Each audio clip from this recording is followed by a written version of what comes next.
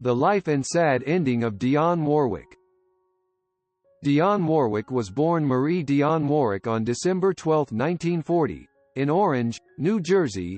U.S.Her mother was manager of the Drinkard Singers, and her father was a Pullman porter, chef, record promoter, and CPA. She had a sister, Delia, who died in 2008, and a brother, Mansell Jr., who was killed in an accident in 1968 at age 21. Her parents were both African American, and she also has Native American, Brazilian and Dutch ancestry. She was raised in East Orange, New Jersey, and was a Girl Scout for a time. After finishing East Orange High School in 1959, Warwick pursued her passion at the Hart College of Music in West Hartford, Connecticut. She landed some work with her group singing backing vocals for recording sessions in New York City. During one session, Warwick met Burt Bacharach, who hired her to record demos featuring songs written by him and lyricist Hal David. She later landed her own record deal. How to say this? It is our aging, more especially celebrities, they seem to be getting more attention, leading to us seeing them age faster. Significantly. The time it took to take away so many memories of Dionne Warwick's love story was a real burden to her. In 1966, Warwick married actor and drummer William Elliott. On January 18, 1969, while living in East Orange, New Jersey, she gave birth to her first son, David Elliott. In 1973, her second son Damon Elliott was born. On May 30, 1975, the couple separated and Warwick was granted a divorce in December 1975 in Los Angeles. Warwick stated, "I was the breadwinner. The male ego is a fragile thing. It's hard when the woman is the breadwinner. All my life, the only man who ever took care of me financially was my father. I have always taken care of myself."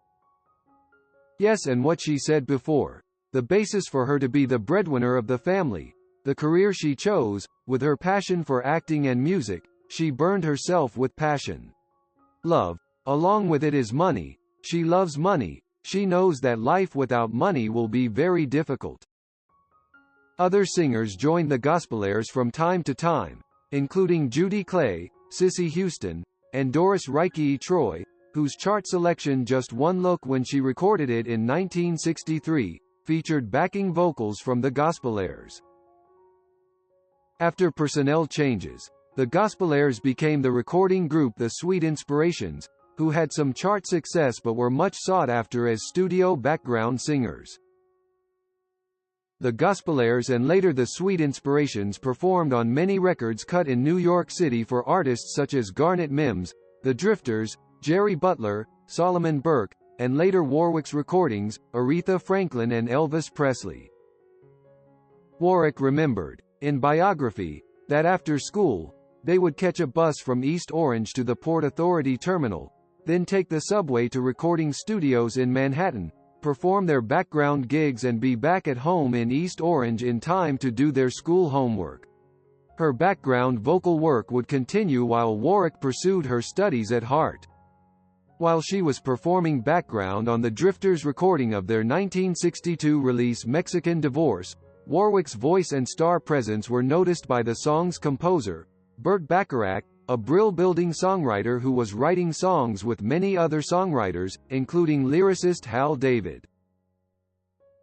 According to a July 14, 1967 article on Warwick in Time, Bacharach stated, "She has a tremendous strong side and a delicacy when singing softly, like miniature ships in bottles.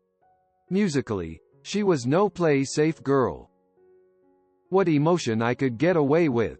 And what complexity, compared with the usual run of pop songs." During the session, Bacharach asked Warwick if she would be interested in recording demonstration recordings of his compositions to pitch the tunes to record labels, paying her $12.50 per demo recording session. One such demo, It's Love That Really Counts, destined to be recorded by Scepter-signed act The Shirelles, caught the attention of the president of Scepter Records, Florence Greenberg, who, according to current biography, told Bacharach, "Forget the song, get the girl." Warwick was signed to Bacharach's and David's production company, according to Warwick, which in turn was signed to Scepter Records in 1962 by Greenberg.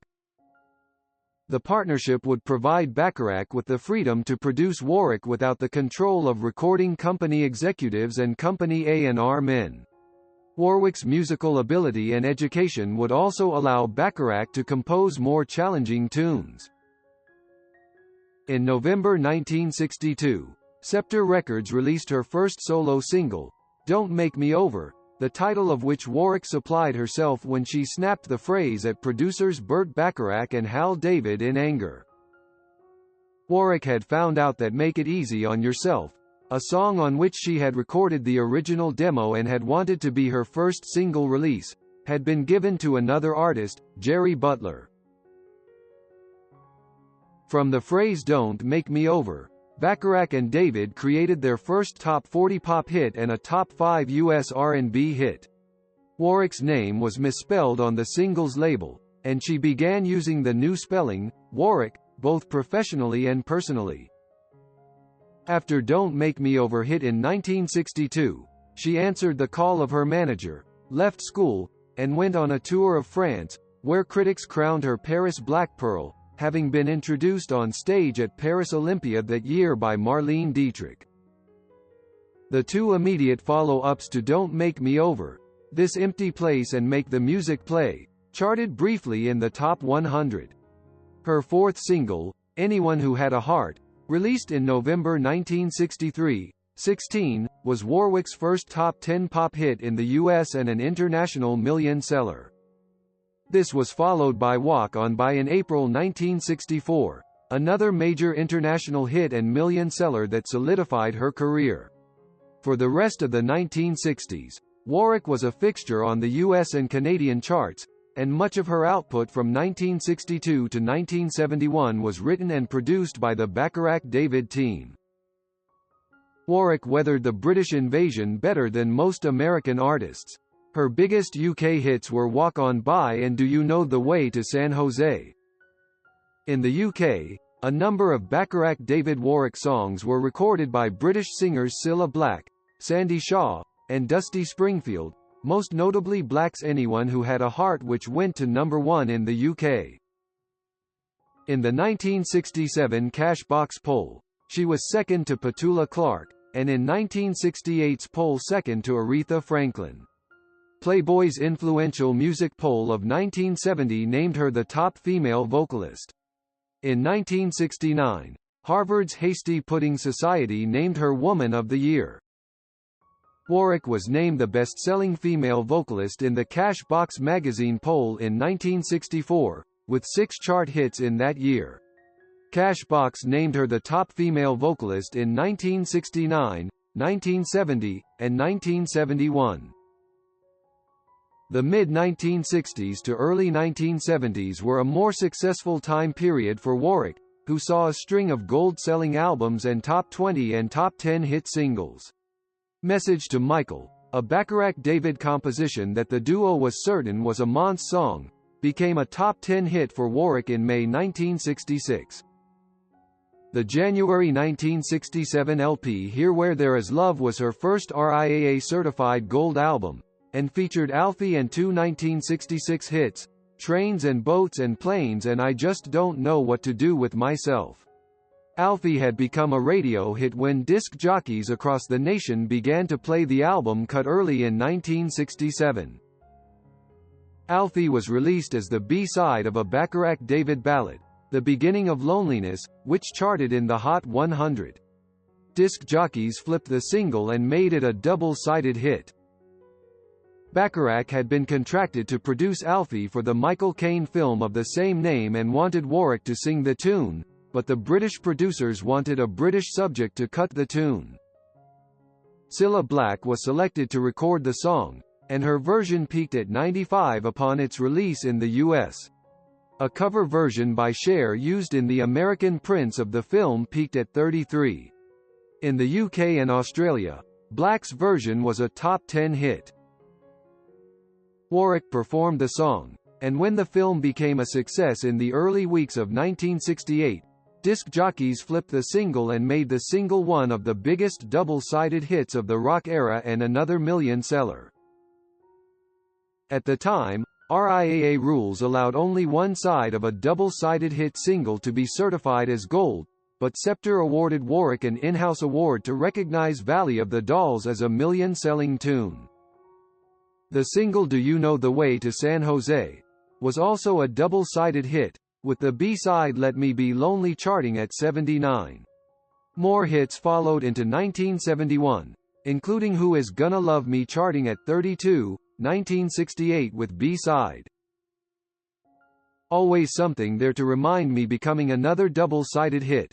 Promises charting at 19, in 1968, and Paper Match charting at 43 pop. Warwick's final Bacharach David Penn single on the Scepter label was March 1971's Who Gets the Guy, and her final official Scepter single release was He's Moving On Beat W. Amanda, both from the soundtrack of the motion picture adaptation of Jacqueline Suzanne's The Love Machine. By the end of 1971, Warwick had sold an estimated 35 million singles and albums internationally in less than 9 years and more than 16 million singles in the U.S. alone. The exact figures of her sales are unknown and probably underestimated, due to Scepter Records apparently lax accounting policies and the company policy of not submitting recordings for RIAA audit. Warwick became the first Scepter artist to request RIAA audits of her recordings in 1967 with the release of I Say a Little Prayer. In 1971, Warwick left the family atmosphere of Scepter Records for Warner Brothers Records, for a $5 million contract, the most lucrative recording contract given to a female vocalist up to that time, according to Variety. Warwick's last LP for Scepter was the soundtrack for the motion picture The Love Machine, in which she appeared in an uncredited cameo, released in July 1971. Warwick's career stalled in the early 1970s, although she remained a top concert draw throughout the world. There were no big hits during the early and mid part of the decade, aside from 1974's Then Came You, recorded as a duet with the Spinners and produced by Tom Bell. Bell later noted, "Dionne made a face when we finished." It was her first U.S. hit on the Billboard Hot 100. Other than this success, Warwick's 5 years on Warner Brothers Records produced no other major hits, but Then Came You was issued by co-owned Atlantic Records, the Spinners label. Two notable songs recorded during this period were His House and Me and Once You Hit the Road, both of which were produced in 1975 by Tom Bell. With the move to Arista Records and the release of her RIAA-certified million-seller I'll Never Love This Way Again in 1979, Warwick was again enjoying top success on the charts. The accompanying album, Dionne, was certified platinum in the United States for sales exceeding 1 million units. The album peaked at 12 on the Billboard album chart and made the top 10 of the Billboard R&B albums chart. Warwick's next single release was another major hit. Deja Vu was co-written by Isaac Hayes and hit 1 adult contemporary as well as 15 on Billboard's Hot 100. In 1980, Warwick won the Norris Grammy Awards for Best Pop Vocal Performance, Female for I'll Never Love This Way Again, and Best R&B Vocal Performance, Female for Deja Vu. She became the first female artist in the history of the awards to win in both categories the same year. Her second Arista album, 1980's No Night So Long, sold 500,000 U.S. copies and featured the title track, which became a major success, hitting 1 adult contemporary and 23 on Billboard's Hot 100, and the album peaked at 23 on the Billboard Albums chart. After a brief appearance in the top 40 in early 1982 with Johnny Mathis on Friends in Love, from the album of the same name, Warwick's next hit later that same year was her full-length collaboration with Barry Gibb of the Bee Gees for the album Heartbreaker. The song became one of Warwick's biggest international hits, returning her to the top 10 of Billboard's Hot 100 as well as one adult contemporary and number 2 in both the UK and Australia. The tune was also a top 10 hit throughout continental Europe, Australia, Japan, South Africa, Canada, and Asia. The title track was taken from the album of the same name, which sold over 3 million copies internationally and earned Warwick an RIAA USA Gold Record Award for the album. In 1983, Warwick released How Many Times Can We Say Goodbye, produced by Luther Vandross. The album's most successful single was the title track, How Many Times Can We Say Goodbye, a Warwick-Vandross duet, which peaked at 27 on the Billboard Hot 100. It also became a top 10 hit on the adult contemporary and R&B charts. The album peaked at number 57 on the Billboard album chart. Of note was a reunion with the original Shirelles on Warwick's cover of Will You Love Me Tomorrow. The album Finder of Lost Loves followed in 1984 and reunited her with both Barry Manilow and Burt Bacharach, who was writing with his then-current lyricist partner and wife, Carol Bear Sager. In 1985, Warwick recorded the American Foundation for AIDS Research benefit single That's What Friends Are For alongside Gladys Knight, Elton John, and Stevie Wonder. The single, credited to Dionne and Friends, was released in October and eventually raised over $3 million for that cause. The tune was a triple one, R&B, adult contemporary, and 4 weeks at the summit on the Billboard Hot 100 in early 1986, selling close to 2,045,000 in the United States alone. Working against AIDS, especially after years of raising money for work on Many Blood Rel. Warwick's most publicized album during this period was 1993's Friends Can Be Lovers, which was produced in part by Ian Devaney and Lisa Stansfield. Featured on the album was Sunny Weather Lover, which was the first song that Burt Bacharach and Hal David had written together for Warwick since 1972. It was Warwick's lead single in the United States, and was heavily promoted by Arista, but failed to chart. A follow-up, Where My Lips Have Been, peaked at 95 on the Hot R&B, hip-hop singles and tracks. The 1994 Aquarela do Brasil album marked the end of Warwick's contract with Arista Records. In 1990, Warwick recorded the song It's All Over with a former member of Modern Talking Dieter Bohlen. The single peaked at 60 on the German pop charts and it was covered on Blue Systems. On October 16, 2002, Warwick was nominated to be Goodwill Ambassador of the Food and Agriculture Organization of the United Nations. In 2002, Warwick was arrested at Miami International Airport for possession of marijuana.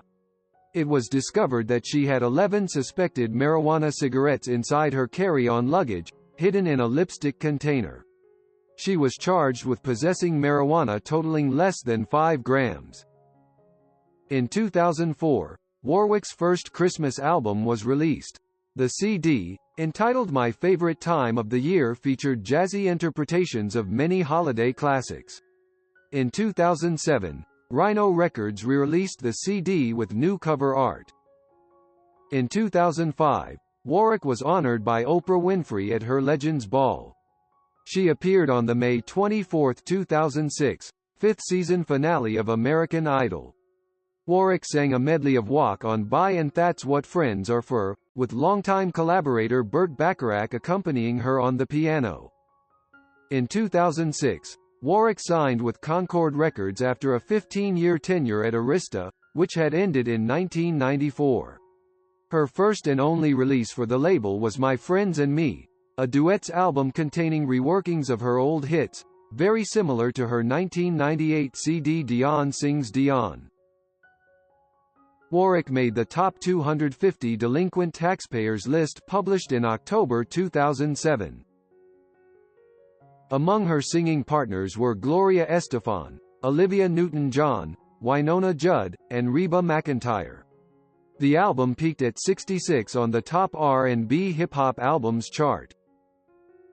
The album was produced by her son, Damon Elliott. A follow-up album featuring Warwick's old hits as duets with male vocalists was planned, but the project was cancelled. The relationship with Concord concluded with the release of My Friends and Me, a compilation CD of her greatest hits and love songs. The Love Collection entered the UK pop charts at number 27 on February 16, 2008. On October 18, 2008, Dee Dee died in a nursing home in Essex County, New Jersey. She had been in failing health for several months. On November 24, 2008, Warwick was the star performer on Divas 2, a UK ITV1 special. The show also featured Rihanna, Leona Lewis, the Sugababes, Pink, Gabriella Cilmi, and Anastasia. In 2008, Warwick began recording an album of songs from the Sammy Cahn and Jack Wolf songbooks. The finished recording, entitled Only Trust Your Heart, was released in 2011. In 2020, she appeared as the Mouse on Season 3 of The Masked Singer. She was eliminated in the 5th round but came back during the first part of the Season 3 finale to sing What the World Needs Now Is Love with the finalists Night Angel, Frog, and Turtle as a tribute to the healthcare workers working on the front lines during the coronavirus pandemic. This performance was created after the season wrapped production in March. Warwick made a guest appearance during Gladys Knight's and Patti LaBelle's Versus battle. Together they performed Warwick's song, That's What Friends Are For. They closed with their collaborative song Superwoman.